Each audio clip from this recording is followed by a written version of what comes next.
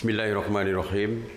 Assalamualaikum warahmatullahi wabarakatuh dan salam sejahtera kepada seluruh rakyat Malaysia yang dikasihi sekalian. Sempena ulang tahun Hari Keputeraan ke bawah Duli Yang Maha Mulia yang di-Persekutuan Agong hari ini, Patik merafak sembah, menjunjung kasih dan setinggi-tinggi ucapan tahniah kepada Kebawah Duli Yang Maha Mulia Seri Paduka Baginda Yang di-Persekutuan Agong Al-Sultan Abdullah Riayatuddin Al-Mustafa Billah Shah Ibni Almarhum Sultan Haji Ahmad Shah Al-Musta'in Billah sempena ulang tahun Hari Keputeraan Rasmi Kebawah Duli Yang Maha Mulia Tuanku Yang di-Persekutuan Agong. Patik dan seluruh rakyat Malaysia berdoa agar Kebawah Duli Yang Maha Mulia Tuanku sentiasa diberkati dan dirahmati Allah Subhanahu Wa Taala serta dikurniakan kesihatan bagi meneruskan pemerintahan dan memayungi rakyat jelata serta negara. Dirgahayu Tuanku, Daulat Tuanku. Seperti biasa, saya akan mulakan dengan laporan tentang tindakan TAS Operasi Pematuhan.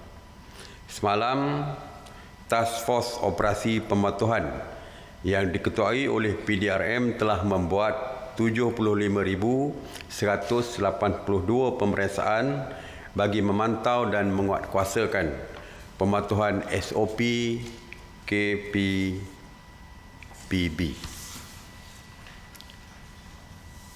Sebanyak 4,033 pasukan pematuhan telah membuat pemantauan yang melibatkan seramai 18,966 anggota. PDRM telah mengenakan sebanyak 133 sekatan jalan raya rentas sempadan negeri di seluruh negara dan memeriksa sebanyak 194,450 kenderaan berbanding dengan 225,345 kenderaan pada hari sebelumnya. PDRM telah menahan seramai 60 individu di atas kesalahan ingkar arahan PKPB dan daripada jumlah tersebut 53 individu direman dan 7 lagi dijamin polis. PDRM turut mengeluarkan kompaun kepada 277 individu di atas pelbagai kesalahan ingkar arahan PKPB termasuk 30 kompaun di sekatan jalan raya. Mengenai operasi sanitasi awam COVID-19 yang dikawal selia oleh KPKT sejak 30 Mac 2020 telah melakukan 7,780 operasi sanitasi yang merangkumi 132 zon. Semalam, sebanyak 40 operasi sanitasi yang meliputi 30 zon di 10 buah negeri, antaranya Sabah 10 operasi, Johor 7 operasi dan Sarawak 6 operasi. Mengenai pengurusan pusat kuarantin, sehingga jam 8 pagi 8 Jun, sebanyak 150 pusat kuarantin telah beroperasi berbanding dengan 196 pada hari sebelumnya, yang mana 15,140 individu sedang menjalani proses kuarantin wajib. Semalam, seramai 291 rakyat Malaysia yang pulang ke tanah air telah dikuarantin secara wajib. Sejak 3 April 2020, seramai 51,090 rakyat Malaysia telah pun dikuarantin secara wajib dan sehingga hari ini seramai 40,922 individu telah selesai menjalani tempoh kuarantin wajib dan dibenarkan pulang. Saya ingin melaporkan mengenai kawalan di sempadan negara. Seperti yang saya sebutkan bahawa Kerajaan Malaysia sentiasa memantau dan meningkatkan kawalan di sempadan negara dengan menutup pintu masuk, terutamanya di lorong-lorong tikus. Ops benteng yang melibatkan ATM, PDRM, APMN dan juga Agensi Keselamatan Sempadan Malaysia sentiasa mengawal ketat sempadan negara secara bersepadu daripada dibolusi parti bagi mengekang jenayah rentas sempadan selain menyekat penularan wabak COVID-19. Dari 1 Mei hingga semalam, seramai 396 parti dan 108 tekong telah ditahan kerana cuba memasuki sempadan negara secara haram melalui lorong-lorong tikus. Turut ditahan adalah 11 individu yang disyaki penyeludup serta 13 buah kapal.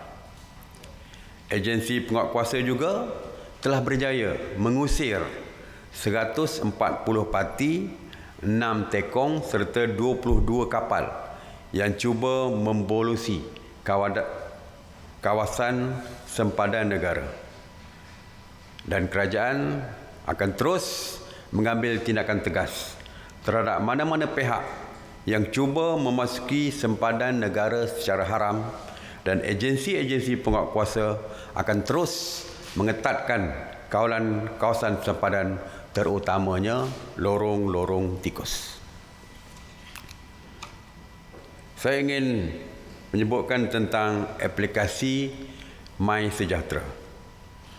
Kerajaan ingin menyarankan rakyat Malaysia supaya memuat turun aplikasi MySejahtera bagi membolehkan penilaian kesihatan kendiri. Aplikasi ini juga membolehkan Kementerian Kesihatan Malaysia mengambil tindakan yang cepat, tepat dan berkesan untuk mengenal pasti dan memaklumkan kontak rapat sekiranya berlaku kes jangkitan COVID-19 dalam masyarakat. Seperti yang diumumkan oleh Yang Amat Berhormat Perdana Menteri Tan Sri Muhyiddin Yassin dalam perutusan Pelan Jana Semula Ekonomi Negara ataupun Penjana, kerajaan akan mengkreditkan RM50 ke dalam akaun e-dompet pengguna setelah mereka memuat turun aplikasi MySejahtera. Ini bagi menggalakkan orang ramai untuk memuat turun dan menggunakan apps MySejahtera ini. Dan banyak lagi yang saya sebutkan baru-baru ini tentang penggunaan MySejahtera ini. Sebagai contoh, rakyat kita yang pulang dari luar negara selepas 10 Jun akan dibenarkan membuat kuarantin di rumah, self quarantine, dan juga di rumah masing-masing. Dan syarat kita adalah mereka perlu memuat turun apps MySejahtera ini supaya mereka dapat dipantau dan dikesan. Begitu juga kita mencadangkan untuk membenarkan rakyat kita yang bekerja di Singapura untuk berulang alik daripada Johor Bahru ke Singapura. Juga prasyarat kita mesti menggunakan apps MySejahtera ini. Dan ramai yang tidak mahu menulis nama sendiri dengan nombor telefon setiap kali mereka masuk ke premis perniagaan. Kita juga menggalakkan supaya mereka menggunakan apps MySejahtera ini untuk mendapatkan QR code. Bagi mereka tidak perlu lagi menulis nama dan juga detail-detail yang lain sewaktu mereka memasuki premis perniagaan. Jadi saya harap ramai di kalangan rakyat kita menggunakan apps MySejahtera ini untuk kemudahan kita sewaktu kita memasuki premis perniagaan dan perkara-perkara lain yang saya sebutkan tadi, termasuklah untuk e-dompet RM50 tersebut. Saya ingin memperjelaskan sedikit tentang pembukaan sektor sukan dan rekreasi fasa 2, kerana selepas ini saya yakin Menteri Belia dan Sukan Datuk Seri Rizal Nayana Marikan tentu saja akan membuat perincian mengenai perkara-perkara yang dibenarkan untuk sektor sukan dan rekreasi ini. Mesyuarat khas Menteri-Menteri mengenai pelaksanaan PKP telah bersetuju untuk membenarkan pembukaan semula sektor perniagaan yang berkaitan dengan sukan seperti gimnasium, dewan tertutup seperti dewan badminton, kompleks sukan pelbagai, pusat snooker dan pusat-pusat sukan lain bermula pada 15 hari bulan Jun 2020. Bagaimanapun, operator kompleks sukan perlu mengisi borang notifikasi pembukaan terlebih dahulu melalui laman web MITI ataupun Kementerian Perdagangan Antarabangsa dan Industri bagi rujukan SOP dan untuk tujuan pemantauan oleh Kementerian Belia dan Sukan. Borang notifikasi boleh diakses bermula hari ini, 8 Jun. Mesyuarat juga bersetuju untuk memberi kebenaran kepada orang awam untuk melakukan aktiviti sukan dan rekreasi yang tidak ada sentuhan badan di dalam atau di luar dewan bermula 15 Jun. Contohnya seperti sukan individu, badminton, olahraga, angkat berat, sukan permotoran 2 roda dan 4 roda, sukan ekstrim, payung terjun, papan luncur, paramotor. Begitu juga sukan rekreasi, riadah seperti senam aerobik, yoga dan sebagainya. Kebenaran ini perlu mematuhi penjarakan sosial sekurang-kurangnya 1 hingga 3 meter untuk aktiviti statik seperti angkat berat, berlari atas treadmill, dan 3 hingga 5 meter untuk aktiviti dinamik seperti latihan bola sepak, hoki dan rugby. Bagi sukan berpasukan seperti bola sepak, hoki, rugby, bola jaring dan sukan tempur, combat seperti karate, taekwondo, silat dan sebagainya, keputusan mesyuarat masih kekal tidak boleh dimainkan secara permainan. Ya, ini berbeza. Saya sebut tadi latihan. Latihan boleh. Silat misalnya, mereka berlatih bersendirian. Boleh. Ya, mereka berlatih bersendirian dengan penjarakan sosial. Mereka boleh, itu boleh. Tetapi tidak boleh ada silat yang bertempur antara satu sama lain. Kerana itu akan mewujudkan sentuhan fizikal di antara pesilat-pesilat tersebut. Jadi untuk latihan boleh. Begitu juga bola. Bola dia berlari-lari. Untuk acara, untuk program mereka berlari. Dan ada senaman-senaman. Tetapi secara individu. Tapi tidak boleh ada games ya, yang ada antara 2 pasukan. Jadi ini keputusannya telah pun kita putuskan. Dan jarakan sosialnya tetap 3 hingga 5 meter antara setiap individu semasa latihan tersebut.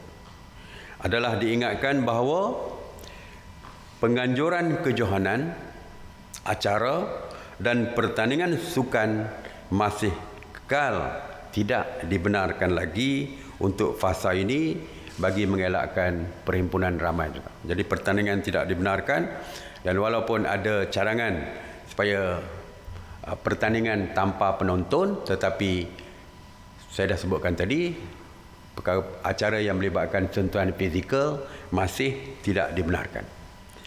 Begitu juga dengan aktiviti sukan air di kolam renang juga masih kekal tidak dibenarkan. Jadi pihak KBS, MKN dan KKM akan terus berbincang di dalam menyelaraskan SOP yang lebih terperinci sebelum membuat keputusan.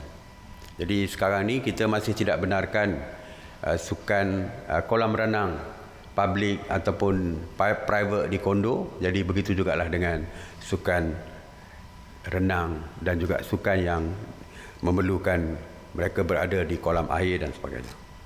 Secara asasnya, terdapat 4 perkara dalam senarai larangan sektor sukan dan rekreasi fasa 2, iaitu Yang pertama, tiada penganjuran sebarang kejohanan dan pertandingan, tiada aktiviti sukan dan rekreasi yang bersentuhan badan, tiada permainan atau perlawanan bagi sukan berpasukan dan sukan tempur atau combat. Dan yang ketiga, tiada aktiviti dalam kolam renang. Jadi itulah perkara-perkara asas tentang sukan. Mengenai rakyat Malaysia yang bekerja di Singapura, kerajaan mengambil maklum bahawa sektor industri di Singapura telah memulakan operasi mereka dan mereka juga meminta kebenaran supaya pekerja mereka yang berwarga negara Malaysia yang berada di Johor Bahru untuk berulang-alik ke Singapura. Ramai sebenarnya rakyat Malaysia yang berulang-alik daripada Singapura, daripada Malaysia, Johor Bahru ke Singapura. Tetapi oleh kerana kita menutup pintu, iaitu tidak membenarkan rakyat kita keluar, dan jika keluar, kalau mereka pulang, mereka akan dikuarantin 14 hari dan sebagainya. Ramai pekerja-pekerja itu jumlahnya begitu besar yang tidak bekerja berulang-alik ke Singapura. Jadi oleh kerana sektor ekonomi di Singapura telah pun dibuka, jadi mereka memerlukan pekerja-pekerja daripada kita. Dan mesyuarat khas bersetuju untuk membenarkan rakyat Malaysia untuk berulang-alik untuk urusan kerja di Singapura, dan kita bersedia untuk memastikan mereka menjalani ujian COVID-19. Kita benarkan. Kalau itulah syaratnya supaya mereka di swab test, kita pun telah pun bersetuju untuk membuat swab test jika itu syarat yang diberikan oleh kerajaan Singapura. Kerajaan terima kasih kerana telah menerima tawaran daripada Yayasan Sultan Ibrahim serta dua syarikat swasta Singapura, iaitu kumpulan Temasek dan Thomson Medical Group, untuk menyumbang 2 makmal ujian saringan COVID-19 bergerak dan kit ujian COVID-19. Walau bagaimanapun, pelaksanaan kebenaran tersebut pelaksanaan kebenaran itu akan bermula selepas rundingan antara Ketua Setiausaha Kementerian Luar Negara Malaysia dan rakan sejawatnya di Singapura selesai. Jadi sekarang ni kita masih dalam proses rundingan antara KSU Kementerian Luar kita dengan KSU Kementerian Luar Singapura untuk mereka berunding tentang syarat dan sebagainya. Selepas mendapat syarat-syarat tersebut yang mereka akan bentangkan di dalam mesyuarat khas menteri-menteri, dan jika kita boleh meluluskan, maka kita luluskan, maka bolehlah pekerja-pekerja kita yang berulang-alik daripada Johor Bahru ke Singapura memulakan kerja mereka. Jadi setakat ini kita masih menunggukan rundingan tersebut. Tuan-tuan dan puan-puan sekalian, Yang Amat Berhormat Perdana Menteri Tan Sri Muhyiddin Yassin semalam telah mengumumkan bahawa PKPB yang akan tamat besok pada 9 Jun 2020 digantikan dengan Perintah Kawalan Pergerakan Pemulihan PKPP. PKPP ini akan berkuat kuasa 10 Jun hingga 31 Ogos, yang mana banyak kelonggaran-kelonggaran telah pun diberi untuk rakyat menjalani aktiviti kehidupan seharian di samping SOP secara berterusan yang akan kita perkenalkan nanti. Antara kelonggaran yang saya kira amat mengembirakan seluruh rakyat, saya lihat semalam di dalam media sosial dan sebagainya, berbagai-bagai parodi video dikeluarkan. Yang paling menggembirakan, termasuk yang bujang selama ini yang menanti-nanti keputusan ini, ialah apabila Yang Amat Berhormat Perdana Menteri mengumumkan bahawa sekatan perjalanan rentas negeri ditamatkan. Ini bermakna rakyat kita bebas bergerak ke seluruh negara tanpa memohon ataupun mendapat surat kebenaran daripada polis. Jadi ramai yang tanya saya, sebab dulu kita kata untuk yang beristeri, untuk bertemu, kita perlukan tetap juga, walaupun diluluskan, tetap juga perlu mendapat kebenaran polis. Tetapi kali ini setelah kita buka dan tidak ada lagi rentas negeri, jadi tidak ada keperluan untuk mendapatkan kebenaran polis, maka mereka boleh bergerak untuk merentas negeri.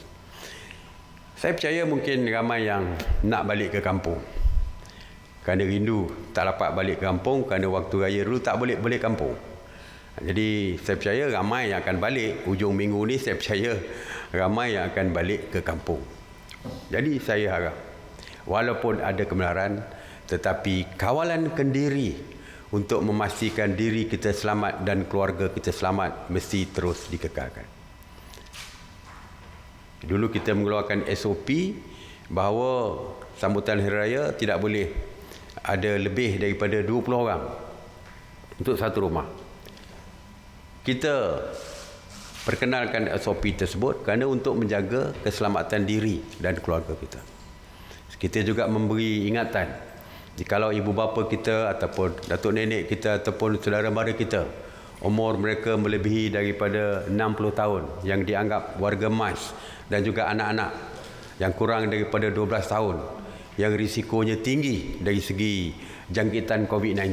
Kita juga perlu berhati-hati kerana kemungkinan ketibaan kita bersama mereka, kebersamaan kita dengan mereka akan menyebabkan berlakunya jangkitan COVID-19. Jadi walaupun kita kata bebas, tetapi dengan ambil kesempatan daripada kebebasan tersebut yang hingga menyebabkan jangkitan kepada orang lain.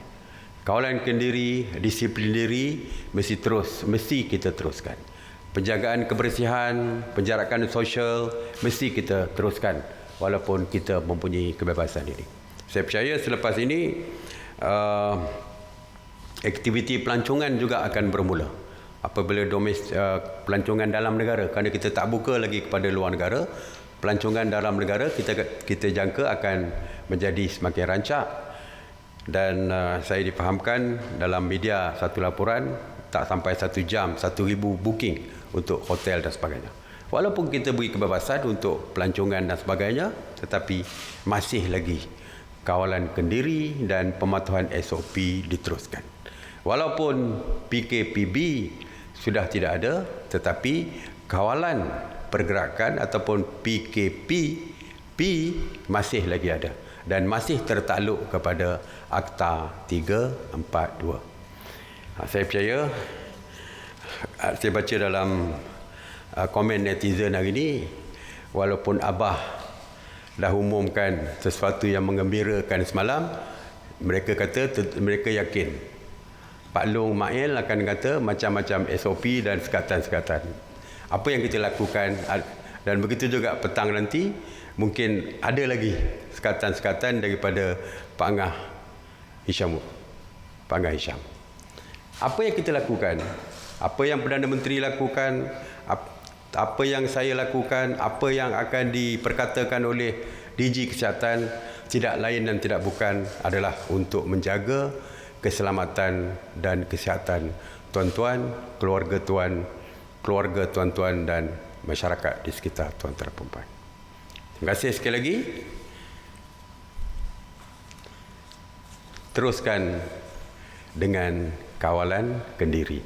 Saya tak boleh kata terus kekal di rumah kerana semua orang dah keluar rumah dah sekarang. Jadi teruskan dengan kawalan kendiri untuk memastikan keselamatan diri serta keluarga. Terima kasih. Saya buka kepada soalan. Datuk Seri, Ketua Menteri Pulau Pinang ada kata akan kaji dulu PKPP sebelum melaksanakannya. Boleh minta komen Datuk Seri? Ya, saya pun tak faham statement daripada Ketua Menteri Pulau Pinang ni. Dia nak ikut akta mana? Yang pertamanya, seperti saya katakan bahawa PKPB yang diwartakan, peraturan yang diwartakan di bawah PKPB akan terbatal pada 10 hari bulan, 9 hari bulan. Kerana kawalan yang baru di bawah PKPP akan diwartakan dan mula berkuat kuasa pada 10 hari bulan. Pada 10 hari bulan tersebut, akta peraturan-peraturan yang lama di bawah PKPP terbatal dengan sendiri kerana adanya peraturan yang baru yang diwartakan. Jadi dia nak ikut yang mana? Tentulah dia terpaksa ikut PKPP yang diwartakan. Saya nak maklumkan bahawa akta untuk kawalan penyakit berjangkit ini hanya ada satu saja, iaitu di peringkat persekutuan. Melainkan Sarawak. Sarawak masih lagi ada akta kawalan berjangkit Sarawak, tetapi negeri lain sudah tidak ada. Oleh kerana tidak ada, maka rujukan untuk negeri-negeri hanya satu akta, iaitu Akta 342. Dan negeri tak boleh membuat peraturan-peraturan lain kerana di dalam perlembagaan persekutuan, mana-mana akta ataupun peraturan negeri yang bertentangan dengan akta kerajaan persekutuan adalah ultra virus dan terbatal dengan sendiri dan tidak boleh dilaksanakan. Jadi tidak ada pilihan apabila kerajaan persekutuan mengumumkan PKP dengan peraturan yang diwartakan nanti, maka negeri perlu akur kepada akta di bawah PKPP ini. Jika tidak, mereka tidak boleh nak melaksanakan dari segi penguatkuasaannya, kerana tidak ada akta, mereka tidak ada akta lain. Dan kalaupun kerajaan negeri tidak mahu, kerajaan negeri Pulau Pinang contoh, tidak mahu melaksanakan penguatkuasaan pegawai-pegawai di peringkat persekutuan, polis, Diraja Malaysia dan sebagainya, boleh mengambil tindakan undang-undang kalau ada kegagalan mematuhi SOP kerana undang-undang di peringkat persekutuan boleh dilaksanakan di peringkat negeri. Jadi kalau ada mereka buat silap, melanggar SOP, polis boleh ambil tindakan. Jadi saya harap kerajaan negeri, terutama di Pulau Pinang yang membuat kenyataan tersebut, kerana mereka akan mengadakan mesyuarat pada hari Rabu, saya difahamkan, supaya mengguna pakai Akta 342 ni di negeri Pulau Pinang. Okey. Okay, Assalamualaikum Datuk Seri. Soalan saya, bagi mereka yang dikuarantin sebelum 10 Jun dan belum tamat lagi 14 hari tempoh kuarantin, adakah mereka tidak perlu tamatkan tempoh 14 hari kuarantin tersebut dan dibenarkan balik selepas 10 Jun? Terima kasih, Datuk Seri. Pada 10 Jun, pada 9 Jun, sudah saya katakan PKPB yang diwartakan, peraturan itu tamat. Dan 10 Jun kita dah mula menguatkuasakan bahawa mereka yang pulang dari luar negara tidak perlu dikuarantin lagi. Jadi katakan mereka berada di hotel itu pada 9 hari bulan, 3 hari saja, 9 hari bulan, 10 hari bulan mereka boleh buat kuarantin sendiri. Jadi mereka boleh keluar. Mereka boleh keluar. Tak perlu tamat sehingga 14. Walaupun 2 hari atau 1 hari, mereka boleh pulang ke rumah masing-masing apabila mereka